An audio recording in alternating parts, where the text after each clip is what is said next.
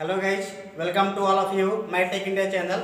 तो आज हम ट्विटर के बच्चों के लिए कुछ स्पेशल क्लास लेकर आए हैं जो हमारा सिलेबस ड्राइंग से लिया गया है, और खासकर उन बच्चों के लिए जिन बच्चों ने भी अभी पिक्टोरियल प्रोजेक्शन के बारे में कुछ उनको समझ में नहीं आया है। तो ज़्यादा टेंशन लेने की ज़रूरत नहीं है फ्रेंड्स, आप लोग हमारे चैनल पे बने रहिए और शांतिपूर्वक आप लोग हमारे क्लास को देखिए।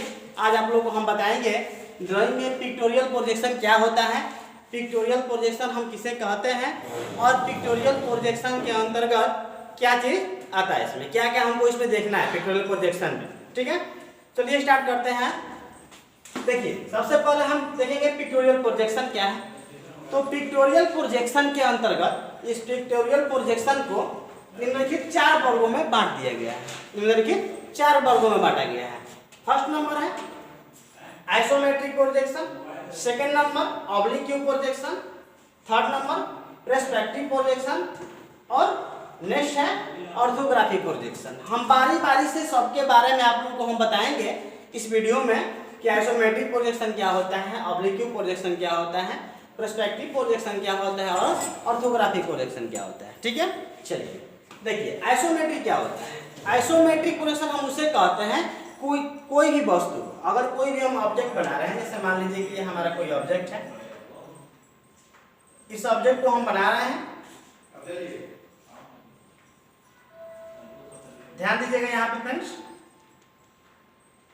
कोई भी ऑब्जेक्ट हम बना रहे हैं तो इस ऑब्जेक्ट का यहां से एक हम 90 डिग्री में रेखा खींचेंगे, और इसके बीच में यहां ध्यान दीजिएगा, इसके बीच का जो एंगल होगा, अगर इसका एंगल अगर 30 डिग्री है, 30 डिग्री में अगर कोई यहाँ पे ऑब्जेक्ट हम बना रहे हैं तो उसे कहते हैं हम आइसोमेट्रिक प्रोजेक्शन। ऐसा समझ में, यानी किसी भी वस्तु का हम 90 और 30 में अगर कोई हम रेखा खींच रहे हैं, 90-30 रेखा को मिलाकर कोई हम ऑब्जेक्ट का निर्माण कर रहे हैं, तो इस ऑब्जेक्ट को हम बोलेंगे आइसोमेट्रिक प्रोजेक्शन। क्लियर, यानी कि जिसका एंगल 30 डिग्री हो। समझ आ रहा है ना जी। नेक्स्ट है ऑब्लिक प्रोजेक्शन। ऑब्लिक प्रोजेक्शन क्या होता है, ये हमारा कोई ऑब्जेक्ट बन रहा है, जैसे ये बना 30 डिग्री में, तो ऑब्लिक जो प्रोजेक्शन बनता है तो 90 और 45 डिग्री, ये होता है 45 डिग्री। तो 45 डिग्री के एंगल में जो बन रहा है हमारा ऑब्जेक्ट, उसे बोलेंगे हम ऑब्लिक प्रोजेक्शन।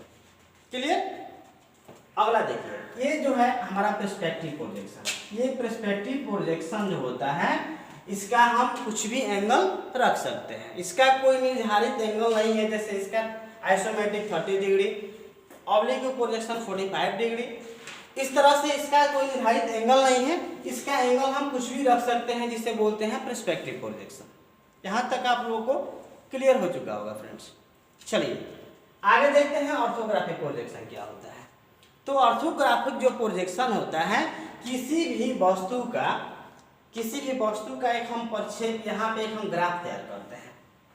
अगर कोई ऑब्जेक्ट हम बना रहे हैं तो उस ऑब्जेक्ट को फ्रंट से देखने के बाद कैसा दिखाई देगा, साइड से दिखेंगे तो उसका फेस कैसा दिखेगा, और टॉप से जाकर दिखेंगे तो उसका फेस कैसे दिखेगा, उस चीज़ों को यहाँ पे हम क्या करते हैं, यहाँ पे उसको प्रक्षेप हम करते हैं। एक उसका छाया प्रति समझ लीजिए, यानी किसी ऑब्जेक्ट का एक छाया प्रति। तो यहाँ पे हम एक ग्राफ बनाते हैं, और इस ग्राफ के ऊपर हम यहाँ पे मान लीजिए, यहाँ पे हो गया फ्रंट, तो यहाँ साइड, यहाँ पे टॉप, क्योंकि जब भी हमारा टॉप बनता है फ्रेंड्स तो फ्रंट के ऊपर ही बनता है, चाहे हमारा फ्रंट जो है चाहे वो राइट साइड में हो या लेफ्ट साइड में हो। ठीक है, तो किसी भी ऑब्जेक्ट का एक छाया प्रति, उसका एक प्रक्षेप हम जो बनाते हैं, उसका एक प्रतिबिंब यहाँ पे हम बनाते हैं, जिसे बोलते हैं हम ऑर्थोग्राफिक प्रोजेक्शन। ये ऑर्थोग्राफिक प्रोजेक्शन, और इस ऑर्थोग्राफिक प्रोजेक्शन को निम्नलिखित 2 वर्गों में बांटा गया है, फर्स्ट एंगल प्रोजेक्शन और third angle projection. First angle जो प्रोजेक्शन है, फर्स्ट एंगल प्रोजेक्शन जो होता है फ्रेंड्स, अब यहाँ पे हम समझेंगे कि फर्स्ट एंगल प्रोजेक्शन क्या होता है और थर्ड एंगल प्रोजेक्शन क्या होता है। ठीक है, देखिए फर्स्ट एंगल प्रोजेक्शन ये होता है, जैसे मान लीजिए कि ये हमारा ऑब्जेक्ट हो गया, यहाँ ध्यान दीजिए, ये हमारा ऑब्जेक्ट हो गया, और इस ऑब्जेक्ट का इसे हम फ्रंट मान लिए, इसे साइड मान लिए, इसे टॉप मान लिए। क्लियर, ये फ्रंट, ये साइड, ये टॉप।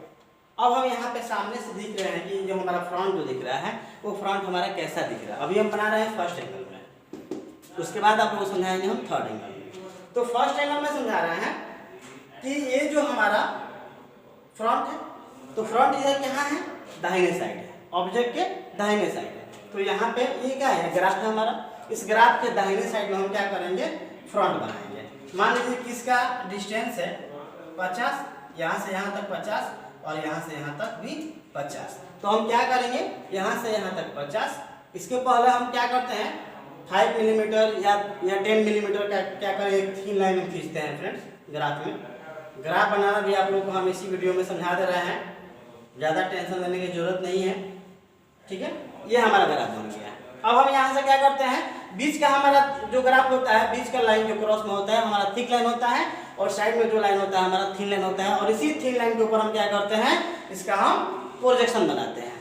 तो देखते हैं कि ये हमारा जो फ्रंट है इसका चौड़ाई भी 50 है और इसका हाइट भी 50 है। तो यहाँ से दाहिने साइड है, तो यहाँ हम दाहिने साइड में बनाएंगे, क्या बनाएंगे, इसमें फ्रंट बनाएंगे, और यहाँ पे हम साइड का हाइट कितना है, 50 है। लेकिन यहाँ पर अभी आप लोगों को समझा रहा है क्या चीज, फर्स्ट एंगल। तो फर्स्ट एंगल का एक नियम ये होता है, जो हमारा जो फ्रंट जो बनता है ये ग्राफ के ऊपर बनता है। ये जो ग्राफ हो गया, इस ग्राफ के ऊपर हम फ्रंट बनाएंगे, लेकिन दाहिने साइड ही बनाएंगे। तो ग्राफ के ऊपर क्या है, यहाँ से यहाँ ऊपर चले आएंगे और इसका दाहिने साइड बनाएंगे। तो 50 और 50 के क्या करेंगे, हम एक बॉक्स बना लेंगे। ये 50-50 का हो गया, यानी ये फ्रंट हमारा ऐसा ही दिख रहा है। क्लियर। अब हम देखेंगे साइड, ठीक है। तो हमेशा फ्रंट के बगल में ही हम क्या बोलते हैं, साइड बनाते हैं। साइड का भी हमारा डिस्टेंस क्या है, मान लीजिए कि इसका भी 50-50 है, ये भी 50 है और ये भी 50 है। तो 50 से 50 का हम एक बॉक्स बनाएंगे। कहाँ बनाएंगे, तो फ्रंट के जस्ट बगल में बनाएंगे। तो यहाँ से यहाँ ये 50 और ये हमारा हो गया 50, ये हमारा हो गया फ्रंट, ये हो गया हमारा साइड। और जब भी हम टॉप बनाते हैं फ्रंट के ऊपर बनाते हैं, तो फ्रंट हमारा यहाँ बना हुआ है, तो जस्ट इसके ऊपर क्या हो जाएगा, नीचे हो जाएगा। तो टॉप हमारा क्या होगा, टॉप हमारा यहाँ बन जाएगा। ये हमारा टॉप बन गया, ये फर्स्ट एंगल में। और जो थर्ड एंगल में बनेगा बिल्कुल इसके विपरीत हो जाएगा, सिर्फ इसको प्लॉट देना है। पलटना कैसे है, यहाँ समझ लीजिए। जैसे यहाँ हम फ्रंट बनाए फर्स्ट एंगल में, यहाँ साइड बनाए और यहाँ टॉप बनाए, ठीक है। अब इसी को हमें बनाना है थर्ड एंगल में। तो समझिएगा, थर्ड एंगल बनाने के लिए क्या करेंगे, इस ग्राफ के हम नीचे बनाएंगे। अब इसे हम क्या करेंगे, इसको मिटा दे रहे हैं, इसको मिटा दे रहे हैं, इसको मिटा दे रहे हैं, ठीक है। इसे हम मिटा दे रहे हैं, साइड को मिटाना पड़ेगा, ठीक है। अब यहाँ पे हमारा फ्रंट हो गया, यहाँ पे हमारा फ्रंट हो गया, इसके बगल में हमारा साइड हो गया, ये साइड हो गया, और जस्ट इसके ऊपर टॉप। अभी हम लोग को हम समझाएं कि कभी भी हमारा टॉप बनता है फ्रंट के ऊपर ही बनता है, चाहे वो हमारा फर्स्ट एंगल हो या थर्ड एंगल में हो। तो ये हमारा फ्रंट, ये साइड और ये टॉप, ठीक है। तो मैं उम्मीद करता हूँ कि आप लोगों को ये पिक्टोरियल प्रोजेक्शन समझ में आ गया होगा। उसके बावजूद भी अगर किसी बच्चा को अगर कहीं पे कंफ्यूजन हो तो आप लोग बेहिचक हमसे कॉल करके पूछ सकते हैं, या हम आप लोगों को गाइडलाइन जरूर देंगे।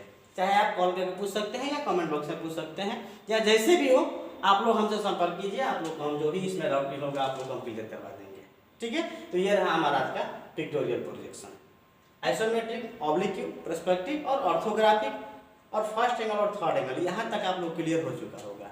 इसके बाद आप लोग को हम बताएंगे अब कि ऑब्जेक्ट में हम ड्राइंग कैसे बनाते हैं, फर्स्ट आइसोमेट्रिक में कैसे बनाते हैं, आइसोमेट्रिक से ऑर्थोग्राफिक हम कैसे करते हैं, फर्स्ट एंगल में या थर्ड एंगल में, ठीक है। तब तक के लिए